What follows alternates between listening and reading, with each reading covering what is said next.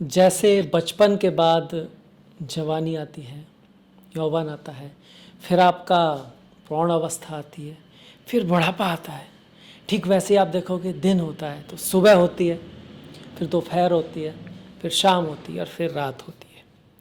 इसी तरह से अगर आप मौसमों में भी देखोगे ना तो कभी आप पाओगे कि यहाँ सब बदलता रहता है। सर्दी है ना, सर्दी के बाद बसंत आ जाएगा, फिर ग्रीष्म आ जाएगी, फिर पतझड़ आ जाएगा। तो बदलाव जीवन का नियम है। इसका अर्थ ये हुआ कि जीवन में बदलाव तो आना ही है, उतार चढ़ाव तो आना ही है, उसको आप टाल ही नहीं सकते। ज्योतिषी के पास जाके या कोई रत्न पहन के या कोई मंत्र पढ़ के बदलाव को नहीं टाला जा सकता। चाहे भगवान श्री राम हो या नारायण हरि विष्णु के अवतार श्री कृष्ण हो। पर महत्वपूर्ण यही है कि जब टफ समय आता है वो आपको बना देता है या बिगाड़ देता है। आप उसमें निखर जाते हैं या बिखर जाते हैं। आप अपने आप को संभाल के अपने आप को सुधारते हैं या फिर आप ऐसा नहीं कर पाते हैं। यही डिसाइड करता है कि कौन सफल होता है और कौन असफल होता है। मैं हूं आपके साथ डॉक्टर दिलीप और मीन राशि के लिए मार्च का राशिफल लेके आपके सामने हूं। ये जो महीना है बहुत ही ऐतिहासिक है। पूरे साल का सबसे विशेष महीना भी कहें तो अतिशयोक्ति नहीं है। पूरी सदी का भी विशेष महीना कहें तो कोई झूठ नहीं होगा इसमें, क्योंकि बहुत बड़ा बदलाव इस महीने आने वाला है। मार्च 2025 आपके लिए भी बहुत ही महत्वपूर्ण घटना है। इनमें से सबसे महत्वपूर्ण तो यही है कि जो मीन राशि वाले हैं उनकी साढ़े साथी का जो मिडिल फेज है, सबसे बड़ा फेज है, सबसे महत्वपूर्ण फेज है, उसकी शुरुआत 29 मार्च को हो जाएगी। पर इसके साथ साथ इस महीने में जो परिवर्तन रहेंगे उन्हें आप कह सकते हैं कि मंगल आपके चतुर्थ भाव में ही रहने वाले हैं, मिथुन राशि में। चौथे भाव में आपके मंगल चलेंगे। बुध का गोचर लगभग पूरे महीने आपकी ही राशि में रहने वाला है, मीन राशि में रहेगा। बहुत सारे ग्रह मीन राशि को इफेक्ट कर रहे हैं, पर बुध जो है फिर वक्री हो जाएंगे आपके 15 मार्च के आसपास। बुध वक्री हो जाएंगे। शुक्र जो कि लग्जरी के ग्रह हैं, कला के ग्रह हैं, आर्ट के ग्रह हैं, सॉफ्ट चीज़ों के ग्रह हैं, रिश्तों के ग्रह हैं, वो भी पूरे महीने वक्री रहने वाले हैं 2 तारीख के आसपास से। तो पूरे महीने शुक्र वक्री, आधे महीने के बाद बुध वक्री। इसके साथ साथ राहु आपके राशि में चलते ही रहेंगे इस महीने। उनका कोई ऐसा बड़ा बदलाव नहीं है। शनि महाराज का बदलाव आखिरी दिनों में 29 तारीख को शनि महाराज आपकी राशि में आकर साढ़े साथी का जो मिडिल फेज है उसकी शुरुआत कर देंगे। वहीं सूर्य जो है वो भी 14 तारीख को आपके मीन राशि में आ जाएंगे। देखो कितने सारे ग्रह आप ही की राशि में आने वाले हैं। तो महीना आपके लिए तो कुछ बहुत ही ज़्यादा बड़ा लेके आ सकता है। और इसकी शुरुआत 27 तारीख से ही हो जाएगी। 27 से लेके 28, 29, 30, 31 और आगे के कुछ दिन काफ़ी महत्वपूर्ण हो सकते हैं लाइफ में। खास करके आप अपनी चार्ट खोलें। अपना चार्ट खोलने के लिए कुछ बहुत ज़्यादा आपको करने की आवश्यकता नहीं है। किसी भी फ्री सॉफ्टवेयर में जाएं, अपना नाम, डेट ऑफ बर्थ वगैरह डालें, आपकी कुंडली निकल के आएगी। और फिर देखें कि यहाँ पर पहले ही भाव में आपका कौन सा ग्रह। अगर आपकी मीन राशि है तो चंद्रमा जहाँ पर होगा वहाँ पर, अगर आपका मीन लग्न है तब भी देख सकते हैं। तो क्या प्रभाव होगा इन ग्रहों का। सबसे पहले तो देखिए, जब एक कमरे में कोई एक व्यक्ति है ना, तो बहुत इजीली है कि बताना कि वो क्या कर सकता है उसके नेचर के आधार पर अगर एक ही कमरे में बहुत सारे व्यक्ति हों तो बड़ा टफ हो जाएगा। कौन क्या करेगा, किसका प्रभाव किस पे पड़ेगा। तो कुछ ऐसी सी सिचुएशन जो है मार्च में बनने वाली है कि मीन राशि में इतने सारे ग्रह आ जाएंगे, जो कि मोक्ष की राशि है, स्पिरिचुअलिटी, अध्यात्म की राशि है, बदलाव की राशि है, चेंज की राशि है, एक नए शुरुआत की राशि है। तो दुनिया में कुछ बहुत बड़ा होगा, चाहे वो रशिया यूक्रेन हो, चाहे वो आपका गाज़ा और इज़राइल हो। कुछ बहुत बड़े परिवर्तन आएंगे जो बहुत दिनों से हम कोशिश कर रहे थे, और उसमें कुछ हिडन चीज़ें होंगी, कुछ हिडन बातें होंगी जो बाद में हमको पता लगेंगी, जिनका बाद में होगा। आपकी लाइफ में भी कुछ ऐसी चीज़ें, नई चीज़ों की शुरुआत हो सकती है। यहाँ पर शुभ रहेगी या अशुभ, इसको हम देखें तो देखिए ज़्यादातर शुभ ही रहेगी, क्योंकि शनि जो हैं जिस दिन यहाँ पे आ रहे हैं उस दिन चंद्रमा भी यहीं पे रहेंगे। तो शनि आपके लिए स्वर्ण कदम लेके आ रहे हैं, सोने के कदम लेके आ रहे हैं। तो अगर आपकी कुंडली में चंद्रमा पीड़ित नहीं है, कृष्ण पक्ष के बहुत ज़्यादा छोटे चंद्रमा नहीं हैं, उन पर राहु शनि केतु आदि की दृष्टियाँ वगैरह नहीं हैं, और अगर हैं भी तो आपकी कम से कम राहु केतु जो ग्रह चंद्र को पीड़ित कर रहा है उसकी दशा वगैरह नहीं चल रही है, उस केस में ये साढ़े साती भी आपके लिए एक सीढ़ी की तरह साबित होगी। जैसे एक सीढ़ी होती है ना, सीढ़ी की एक खास बात होती है कि अगर वो सामने आ जाए तो ऐसा लगता है कि रास्ता रुक गया आपका, पर अगर आप उस पर ऊपर चलना शुरू करें, मतलब उसके अकॉर्डिंग मेहनत करके डिसिप्लिन करके अपने आप को बदलना शुरू करें। शनि एक ऐसे ग्रह हैं जब हम बहुत मेहनत सही दिशा और सही डायरेक्शन में करते हैं, मेहनत से भी ज़्यादा इम्पॉर्टेंट है कि किस दिशा में आप कर रहे हैं मेहनत, कहाँ कर रहे हैं, किस समय कर रहे हैं। समय का बहुत महत्व है। जो काम जब किया जाता है उसी समय अगर आप मेहनत करोगे तो सफलता मिलेगी, पर अगर आप उसको गलत समय करोगे तो असफलता मिलेगी। तो जिस समय पर आप हैं, जहाँ हैं, उसके अकॉर्डिंग अगर आप रिएक्ट करेंगे तो फिर ये आपके लिए सफलता के पुल ही बनाएगा, सफलता के रास्ते ही खोलेगा। साढ़े साती का दूसरा चरण भी, ये तो खैर 29 तारीख को होगा। पूरे महीने मंगल यहाँ पर रहेंगे। मंगल क्या कहते हैं, देखिए मैरिज के हिसाब से, घर की खुशियों के हिसाब से तो थोड़ा आपको ध्यान में रखना होगा। पूरा मार्च के महीने में मंगल चौथे भाव में है। ऐसे तो ये राजयोग है। राजयोग क्यों है? क्योंकि ये नवम के स्वामी होकर, एक त्रिकोण के स्वामी होकर, लक्ष्मी के स्वामी होकर विष्णु स्थान में आए हैं। जब भगवान हरि विष्णु और माता लक्ष्मी मिलते हैं तो रिजल्ट आता है। जब कर्म और भाग्य मिल जाते हैं, वो काम करते हैं जो भाग्यशाली है, तो आपको रिजल्ट आ जाता है। तो वही मंगल भी कह रहे हैं कि आपको घर ज़मीन से संबंधित कुछ पॉजिटिविटी हो सकती है। आपकी शिक्षा के कारण, आपके गुरुओं के कारण, आपकी टीचिंग के कारण, आपने जो पुण्य कमाए हैं उनके कारण आपको लाइफ में कोई बड़ी अपॉर्चुनिटी मिल सकती है। ये यहाँ पे मंगल कह रहे हैं। धन कमाया जा सकता है, धन आ सकता है परिवार की वजह से, फैमिली की वजह से, वाणी की वजह से, या फिर आपका काम है ऐसा जो रियल एस्टेट से जुड़ा है, ज़मीन से जुड़ा है आपका काम, बैंक फाइनेंस से जुड़ा है, ब्यूटी क्रिएटिविटी के काम में आप कहीं पर हैं, तो धन के लिए भी ये योग मंगल बहुत बढ़िया बना रहे हैं। पर चूंकि चौथे भाव में है और चौथा भाव बड़ा सॉफ्ट होता है बुध की राशि में, एक तो वाणी का ख्याल रखना है, दूसरा घर में थोड़ा बहुत कलह का वातावरण रह सकता है, तो वाणी ऐसी बोलिए मन का आपा खोए, औरों को शीतल करे आपहु शीतल होए। कहने का अर्थ है कि वाणी का ध्यान रखना है, धैर्य रखना है, लाइफ में एक्सरसाइज वगैरह करते रहना है। अच्छा रहता है जब मंगल चौथे भाव में रहते हैं। पत्नी के साथ और पार्टनर के साथ, बिजनेस पार्टनर के साथ, व्यापार में जल्दबाजी से निर्णय नहीं लेना है, इमोशन में आके निर्णय नहीं लेना है, क्योंकि एक तो सप्तम भाव में केतु बैठे हैं। केतु का वैसे ही सर नहीं होता, मतलब एक्स्ट्रा इमोशन में, वैल्यूज के कारण, रूढ़िवादिता के चलते, किसी बात का जिसका आपको कारण पता नहीं है, बस उसको फॉलो कर रहे हैं, रटा मार रहे हैं, ऐसे ही होता है, यही सही होता है, पता नहीं क्यों होता है, पता नहीं किया कभी, उसके चलते बिना सोचे समझे में अगर आप कोई एक्शन लेते हो तो उसकी वजह से फिर पार्टनरशिप में, दोस्तों के साथ, फ्रेंड्स के साथ, पति पत्नी के बीच में झगड़े होने की यहाँ पे संभावना बनती है, इस केतु की वजह से और इस केतु पर मंगल की दृष्टि की वजह से। साथ ही महीने के एंड की तरफ तो फिर यहाँ पर देखिए शनि भी आ जाएंगे, राहु तो यहाँ पर हैं ही, सूर्य भी हैं, शुक्र बुध हैं, पर वो दोनों वक्री हैं। अगले महीने फिर वो आप जैसे ही जैसे मार्गी होंगे तो फिर ये जो शुक्र यहाँ पर है, मालव्य नाम का महापुरुष योग बना रहे हैं, तो उस केस में वो ज़्यादा आपकी हेल्प कर पाएंगे। पर इस महीने चूंकि शुक्र वक्री हैं तो थोड़ा ध्यान जरूर रखना है रिश्तों के मामले में, घर की खुशियों के मामले में।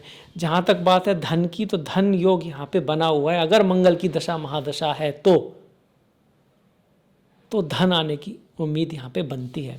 स्वास्थ्य की बात करें तो स्वास्थ्य को लेकर ध्यान तो अवश्य रखें। साढ़े साती का सेकंड आप कह सकते हो स्टेप आपका स्टार्ट हो रहा है। पर अगर आप फॉरेन लैंड से जुड़े हुए हैं, विदेशों से जुड़े हुए हैं, आपका कोई ऐसा काम है जिसमें बहुत बड़ी नेटवर्किंग होती है, बहुत सारे लोग मिलके, आपकी कोई बड़ी कंपनी है, बहुत सारी जगह आपके लोग हैं, तो उस केस में ये शनि का आना आपके लिए वरदान साबित होगा, या फिर वो आपको ऐसे लोगों से जोड़ेगा। आपकी नेटवर्किंग बढ़ने वाली है, आपकी ज़िंदगी में कई सारे लोग आने वाले हैं, बहुत सारा एक्सपीरियंस लेके आने वाले हैं जो आपको बहुत मजबूत बना देगा, बहुत स्ट्रांग बना देगा धीरे धीरे। अब ये 2.5 साल रहेंगे यहाँ पे, पर इसकी शुरुआत जो है वो 29 के बाद हो रही है। 29 के आसपास तो मैं यही कहूँगा कुछ बहुत बड़ा ना करें। एक तो आपका उस दिन ग्रहण वगैरह भी है, उस दिन शनि भी अस्त रहेंगे। तो 27 से लेके और 27 मार्च से लेके आपके 5-10 अप्रैल तक का जो समय है वो थोड़ा सा ऐसा है कि उसमें जैसे बोलते हैं ना कि बहुत कुछ बड़ा ना करें तो अच्छा रहेगा। अब यहाँ पे जब शनि आएंगे तो तृतीय भाव को देखेंगे, यहाँ पर आएंगे तो 12, 1, 2 जहाँ पे गुरु बैठे हुए हैं, गुरु बैठे हैं, शनि की दृष्टि बढ़ रही है तो पराक्रम को बढ़ाएंगे, यात्राओं को बढ़ाएंगे। अगर आप क्रिएटिविटी के किसी काम में हो, आर्ट, डिज़ाइन, क्रिएटिविटी, खुद को एक्सप्रेस करना, मीडिया में कुछ बहुत नई चीज़ें होने वाली हैं, बहुत सारी खबर पूरे देश में फैलने वाली है, कुछ जिसको सब पढ़ना चाहेंगे, पूरी दुनिया में कुछ मीडिया की जो है ना वहाँ पर बहुत कुछ नया ऐसी चीज़ें होंगी जो आपको लगेगा यार ये कैसे हो गया, ये तो इम्पॉसिबल था। इस तरह की चीज़ें जो है यहाँ पे कराने वाले हैं। आपकी लाइफ में भी कुछ नई खबरें, नई चीज़ें आपको सुनने को मिलेंगी। इसके साथ साथ यहाँ पर शनि की जो लास्ट दृष्टि है वो आपके 10वें भाव पर आती है। 10वां भाव होता है आपका पद, प्रतिष्ठा, सम्मान, समाज में आपकी स्थिति, आप दुनिया को क्या देते हैं, वो भी 10वां भाव होता है। वैसे भी जो आपका काम है वो देने के बारे में ज़्यादा है। जब आप कुछ देते हैं, लोगों को वो चीज़ अच्छी लगती है तो फिर वो आपको भी, सीधी सी बात है, कर्मा घूम के आपके पास आ ही जाता है। जब आप डिजर्व करते हैं, देने से भी ज़्यादा जो आप डिजर्व करते हैं वो आपके पास आ ही जाता है। जैसे सूर्य डिजर्व करता है रेस्पेक्ट, तो हम सूर्य की रेस्पेक्ट करते हैं। हम ही क्या करते हैं, पूरी दुनिया में सूर्य की रेस्पेक्ट होती है। तो शनि ये भी दिखा रहे हैं, पर चूंकि 10वें भाव को देख रहे हैं तो मेहनत, एफर्ट, एक्स्ट्रा डिसिप्लिन, थोड़ा सा प्रयास, चीज़ों को देर होते हुए भी अपने, आप कह सकते हो, बैलेंस को ना छोड़ते हुए अपने कर्म को करते रहना, ये बहुत ज़्यादा ज़रूरी रहेगा। शनि की सीधी दृष्टि 7वें भाव पर, मंगल की दृष्टि, केतु की दृष्टि, मैरिज लाइफ में तो भाई थोड़ा सा ध्यान रखना है। अगर आपके चार्ट में कुछ ऐसा योग है, आपकी पहले ही अपने पति पत्नी से कुछ नहीं बन रही है आजकल, तो तैयार रहिए, मार्च में भी कुछ ज़्यादा नहीं बनने वाली और आपको ध्यान रखना होगा। एज ए रेमेडी माँ काली की पूजा, भगवान हनुमान की पूजा आप कर सकते हैं, लाल मीठी चीज़ों का दान किया जा सकता है, और या फिर हनुमान चालीसा सिंपल पढ़ सकते हैं एज ए रेमेडी। पर खुद से जो ख्याल रखना है वो तो ज़रूरी है ही। ये हो गया शनि और मंगल का। गुरु की बात की जाए तो गुरु आपके लिए कहीं ना कहीं हेल्पफुल हैं इस मैरिज लाइफ के मामले में, पार्टनरशिप के मामले में, बिजनेस के मामले में। जहाँ और ग्रह फिलहाल थोड़ा सा नेगेटिव असर दिखा रहे हैं, वहाँ गुरु ही आपकी एक नैया पार लगा रहे हैं। उन्हीं की मदद से कुछ संभाला जा सकता है। गुरु क्या है? ज्ञान है, बुद्धि है, विश्वास है, रिश्तों में, नॉलेज पर, ईश्वर में, अपने ऊपर भरोसा है कि हाँ सब ठीक होगा क्योंकि मैं सही कर रहा हूँ, इसलिए, क्योंकि मैं अपनी इंटेंशन भी मेरी अच्छी है इसलिए। अगर नहीं है तो फिर वो विश्वास होगा ही नहीं, पर अगर है तो वो आपके अंदर विश्वास होता है और ईश्वर भी उसकी मदद कर देते हैं। पर विश्वास खोखला नहीं होना चाहिए, असलियत में होना चाहिए। तो एक तो ये है गुरु। गुरु फिर बुद्धिमता भी है, बड़ी दूर की सोच रखना है। ऐसा नहीं कि छोटी मोटी बातों पर ही सारा फोकस लगा हुआ है, और जो बहुत बड़ी बात है, जो बहुत महत्वपूर्ण बात है, वो जैसे कहीं किसी कोने में छुप गई हो, उसका कहीं ख्याल ही नहीं और दिन निकलते जा रहे हैं। ये बुद्धिमानी है कि जो बड़ी बात है, जो महत्वपूर्ण बात है, वो ही दिमाग पर है, छोटी बातें साथ में चल रही हैं, होती रहती हैं, पर वो आपका फोकस नहीं है। तो अगर ऐसा करेंगे तो ये 7.5 भी कहीं ना कहीं आपके लिए अपॉर्चुनिटी लेकर आएगी, और गुरु उसमें आपकी हेल्प कर रहे हैं। यहाँ से गुरु की जो 5वीं दृष्टि के बाद जो 7वीं दृष्टि है वो भाग्य पे आ रही है। भाग्यशाली यात्राएं, स्पिरिचुअलिटी, आध्यात्म में रुचि, हायर एजुकेशन, किसी ऐसे व्यक्ति का ज़िंदगी में आना जो आपको राह दिखा सके, गुरु। पर गुरु हमेशा वो सदगुरु ही हो, अध्यात्म वाला ही हो, ज़रूरी नहीं है। आपके काम में, आपके, अगर आप एक स्टूडेंट हैं तो पढ़ाई लिखाई में कुछ ऐसी बात का आना, ऐसी बुक्स का आपकी लाइफ में आ जाना, ऐसे वीडियोज़ आप कुछ देखें जिनसे आपको कहीं डायरेक्शन मिले, आपको सही दिशा मिले, इसमें आपकी हेल्प कर रहे हैं गुरु। 11वां भाव पर जो गुरु की दृष्टि, आपकी कुछ इच्छा पूर्ति का होना, नए फ्रेंड्स का बनना, फ्रेंड सर्कल का थोड़ा बढ़ना, फ्रेंड्स के रोल का आपके जीवन में बढ़ना भी यहाँ पे गुरु बना रहे हैं। एक तो 11वें भाव का स्वामी आ गया आपके लाइफ में, और 12वें का भी आ गया। दोस्त, फ्रेंड, ग्रुप सर्कल का बढ़ना, कुछ नए लोगों का जीवन में आना, फॉरेन विदेश यात्राओं का होना, या फॉरेन के लोगों से आपका कोई लगाव होना, या फिर आपकी फैमिली से या आपका खुद का विदेश जाना, दूसरे स्टेट जाना, दूसरे कल्चर के लोगों से किसी तरह का इंटरेक्शन का बढ़ जाना अगले 2.5 साल होकर ही रहेगा। अगर कुंडली में योग है तो कुंडली में योग होना चाहिए। इसके साथ साथ शुक्र वक्री चल रहे हैं तो रिश्तों में अपना ध्यान रखें, स्वास्थ्य का अपना ध्यान रखें। क्रॉनिक डिजीज़ है आपके ऊपर, कुछ ऐसी चीज़ें हैं जो लंबी चलने वाली बीमारी अगर आपको है कोई, तो फिर उसके थोड़ा आपको तकलीफ वो दे सकती है, क्योंकि शुक्र यहाँ अष्टम भाव के मालिक हैं। अष्टम भाव क्या होता है? बदलाव, ट्रांसफॉर्मेशन, ट्रैवल भी होता है जो सडनली आ जाती हैं, इस तरह की जिसका पता नहीं, चलना पड़ेगा, ऐसी भाई अब तो चलना ही पड़ेगा, इस तरह की। साथ में ये जो अष्टम भाव है ये लंबे चलने वाली डिजीज़ होती हैं, जैसे कि किसी को डायबिटीज़ है, किसी को कमर दर्द है, कुछ ऐसा जो धीरे धीरे चलता, कभी होता है कभी ठीक हो जाता है, तो वो दिक्कत यहाँ पे हो सकती है। चूँकि ये द्वितीय भाव, तृतीय भाव में शुक्र की राशि भी है, तो यात्रा और ट्रैवल वो भी उसमें आप कुछ भूल सकते हो जाते वक्त, तो हो सकता है आपको वापस से करना पड़े। डॉक्यूमेंट्स लिखने में कोई गलती हो सकती है, तो ध्यान रखना है। कई बार ऐसा भी होता है, कहीं जाते हम डॉक्यूमेंट पढ़ते नहीं हैं, भूल जाते हैं कुछ ऐसा, और उसकी वजह से कुछ गलत चीज़ पे साइन ना हो जाए, इस तरह की चीज़ों का ध्यान आपको रखना चाहिए। यहाँ पे शुक्र के यहाँ वक्री चल रहे हैं, पूरे महीने वक्री हैं। कब से? 2 तारीख से।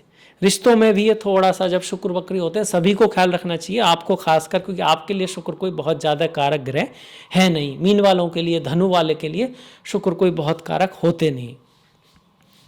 शुक्र और बुध भी वक्री हैं। बुध भी वाणी को तो दिखाते ही हैं, साथ में आपके केस में बिजनेस, व्यापार, पति पत्नी, घर, माता, बचपन के दोस्त, फ्रेंड्स, इन सब को भी दिखाते हैं। वो भी वक्री रहेंगे 15 तारीख के बाद, तो इन सब बातों में थोड़ा संभल के चलना जरूरी है। आपके जो 10वें भाव का स्वामी है, जो करियर का स्वामी है, वो तृतीय भाव में चल रहा है अभी मई तक।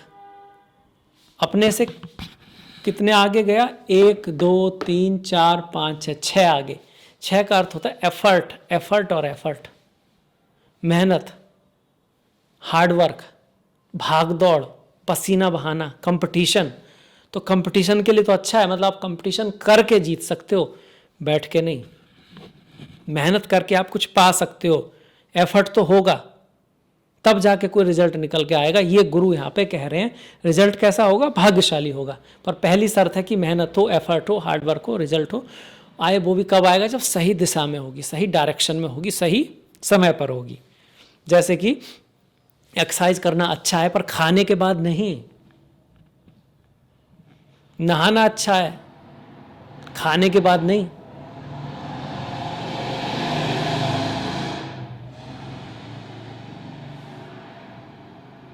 तो ऐसे ही हर चीज़ का एक समय होता है, प्रार्थना का भी एक समय होता है, उसी समय वो अच्छा भी रहती है। तो समय के अनुसार और सही दिशा में आपको कर्म करना है, मेहनत करनी है, तो आपको रिजल्ट अवश्य मिलेगा।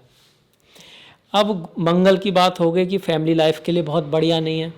गुरु कहीं ना कहीं सपोर्ट कर रहे हैं कि बुद्धिमानी से अगर काम लें, लॉन्ग दृष्टि रखें, तो चीज़ें हमारी थोड़ी ठीक रहेंगी। शनि की बात हुई, बुध की भी हमने बात की है कि वह बुध जो है वक्री हो रहे हैं, तो हमको मैरिज में, घर पर, माता के साथ, बंधुओं के साथ थोड़ा सा ध्यान रखना है, वाणी का ख्याल रखना है।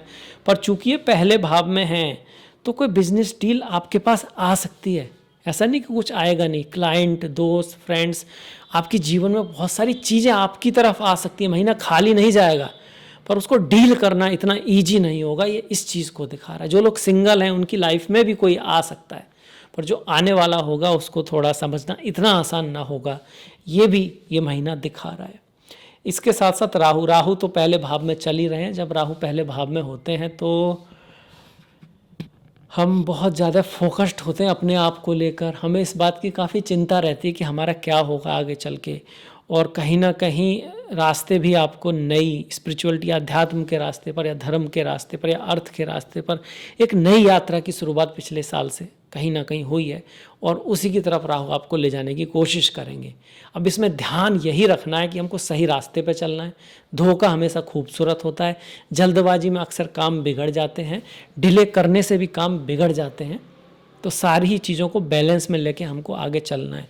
राहु कभी कभी लालच में, है ना, काम क्रोध, ये जो भी वेग होते हैं, काम क्रोध लोभ मोह ईर्ष्या अहंकार, इसमें हमसे कोई ऐसी गलती करा सकते हैं जिसके कारण हमको बाद में पछतावा हो या हम प्रॉब्लम में आ जाएं। तो उन सब चीज़ों से छोड़कर जो सही है, जो ठीक लग रहा है, वही आपको करना है। ये राहु का हो गया। केतु देखिए 7th हाउस में बैठे हुए हैं, तो मैरिज लाइफ के लिए तो बढ़िया नहीं है, अच्छे नहीं माने जाते। ये क्या कहते हैं, ये यही कहते हैं कि भाई आप थोड़े डिससेटिस्फैक्शन रहेगा आपको बिजनेस से, पार्टनरशिप के। आपको ऐसा लगेगा सब कुछ ठीक भी है पर इसकी मुझे ज़रूरत भी नहीं है, कहीं ना कहीं रस नहीं रहेगा उसमें आपका, कहीं जिसको कहते हैं ना, आपको ऐसा नहीं लगेगा कि आपका पार्टनर वो कर रहा है जो आप चाहते हैं, भले वो कुछ कर भी रहा हो अपने हिसाब से, या फिर आपका पार्टनर थोड़ा स्पिरिचुअलिटी अध्यात्म की तरफ जा सकता है। तो आपको एक बैलेंस बना के रखना है, अपने ऊपर भी फोकस रखना है, उसको भी समझने की कोशिश करनी है, शायद वो भी ठीक हो तो शायद चीज़ें थोड़ी बेटर हो। गणेश जी की पूजा, गणेश अथर्वशीष का पाठ, संतों की वाणी सुनना, अष्टावक्र गीता, भगवत गीता आदि को सुनना, ये आपके लिए हेल्पफुल रहेगा। तो ये हो गया आपका केतु का भी। राहु शुक्र सूर्य की बात करें तो देखिए 14 तारीख तक 12वें भाव में थोड़ा सा ख्याल रखना है, मेहनत एफर्ट हार्डवर्क थोड़ा सा ज़्यादा रहेगा, इम्यूनिटी का भी ख्याल रखें, आँखों का भी थोड़ा ख्याल रखें। वैसे 6ठे भाव का स्वामी जब 12वें भाव में जाता है तो जॉब से संबंधित यात्राएं, ट्रैवल या जॉब के ऊपर कुछ खर्चा होने का चांस बनता है। यहाँ से अपने ही भाव को देखता है तो रोग ऋण शत्रु को समाप्त करता है, और कोई कोर्ट केस वगैरह है उसमें आपकी जीत की उम्मीदें ही बनाता है। जैसे ही सूर्य यहाँ पर आएंगे तो फिर वो शनि को अस्त कर देंगे, अस्त तो करेंगे वो आपका 28-29 के आसपास, पर वो आ जाएंगे आपके 14 तारीख को ही। यहाँ पर उसका आना, 6ठे भाव के स्वामी का आना, तो आप ये कहिए कि 14 तारीख के बाद थोड़ा सा हमको क्रोध से बचना है, एंगर से, गुस्से से बचना है, क्योंकि भैया सूर्य तो क्रोध ही है, राजा है। तो आपके अंदर भी थोड़ा सा ये आ सकता है कि भाई मेरे हिसाब से चीज़ें होनी चाहिए। खास करके अगर आपकी चार्ट में भी वहाँ पे राहु मंगल कुछ इस तरह के हैं तो आप थोड़ा डोमिनेटिंग भी हो सकते हो। हालांकि आप सही हो, ये भी हो सकता है, ऐसा नहीं कि वो गलत ही हो, पर आपको लगेगा कि इस तरह से ही होना चाहिए, इस तरह की फीलिंग थोड़ी आएगी, और वो सही भी हो सकती है, उसकी वजह से आपको सक्सेस भी मिल सकती है डिपेंडिंग अपॉन द चार्ट। पर थोड़ा ध्यान जरूर रखना है कि भाई ऐसा तो नहीं मैं कुछ ज़्यादा ही डोमिनेटिंग हो रहा हूँ, या फिर मैं दूसरे के पक्ष को समझ ही नहीं रहा हूँ। इन बातों का आपको ध्यान रखना पड़ेगा। तो ये हो गया सूर्य का। सारे ग्रह हमने देख लिया। अब पढ़ जाते हैं थोड़ा त्योहारों की तरफ। सबसे पहले तो आपको होली की बहुत बहुत शुभकामनाएं। 14 और 15 तारीख की होली है आपकी, छोटी होली बड़ी होली। होली जो है कहीं ना कहीं हमारे सारे ही जो त्योहार है मुक्ति मोक्ष की तरफ ले जाते हैं, और अच्छाई की, धर्म की, अधर्म के ऊपर विजय को दिखाते हैं। इसके बाद 30 तारीख से चैत्र नवरात्रे शुरू होंगे आपके, और साथ में गुड़ी पड़वा, उगाड़ी, ये सारे त्यौहार भी 30 को हो रहे हैं। 31 तारीख को छेती चंद जो संत झूलेलाल हैं उनका, जो सिंधी लोग हैं उनका बहुत बड़ा त्यौहार है। व्रतों की बात की जाए तो 14 तारीख को फागुन पूर्णिमा, 10 तारीख को अमालिका एकादशी ओम नमो नारायणाय, 25 तारीख को पाप मोचनी एकादशी ओम नमो भगवते वासुदेवाय, माफ़ कीजिएगा 11 और 27 तारीख का प्रदोष व्रत है, और 27 की शिवरात्रि है। चिदानंद रूपा शिवोहम शिवोहम, तो भगवान शिव के जो भक्त हैं उनके लिए बहुत ही ज़्यादा महत्वपूर्ण ये तिथियां हैं, तारीखें हैं। 17 तारीख को संकष्टी है, 29 तारीख को अमावस्या, और 14 तारीख को मीन संक्रांति। सूर्य मीन राशि में आ जाएंगे। जब सूर्य गुरु की राशि में आते हैं तो नॉर्मली शादी वगैरह से हम थोड़ा बचते हैं, पर ये स्पिरिचुअलिटी आध्यात्म के लिए बहुत अच्छा होता है सूर्य का गुरु की राशियों में जाना। तो ये हो गया हमारा मीन राशि के लिए मार्च का राशिफल। बहुत विशेष महीना है, बहुत ज़्यादा अवेयर होकर हमके सारी चीज़ों के डिसीजन लेने। ये महीना आम महीना नहीं है, तो अवेयर होकर चीज़ें करना है, सही चीज़ें करना है, और कुछ लिखते वक्त, रिश्तों में, बिजनेस में खासा ख्याल रखना है। इस महीनों को शुभ बनाने के लिए आप भगवान नारायण की पूजा कर सकते हैं, अदरवाइज़ आपके जो इष्ट हैं आप उनकी पूजा करें, आपकी अवश्य सहायता होगी और महीना आपके लिए शुभ रहेगा। अब मैं आपसे विदा लेता हूँ। आपने अंत तक देखा, इसके लिए आपका बहुत बहुत धन्यवाद। सब्सक्राइब कर सकते हैं अगर पहली बार इस चैनल पर हैं और आपको ज्योतिष में रुचि है। आपसे मुलाकात होगी नेक्स्ट वीडियो में, तब तक के लिए नमस्कार, धन्यवाद।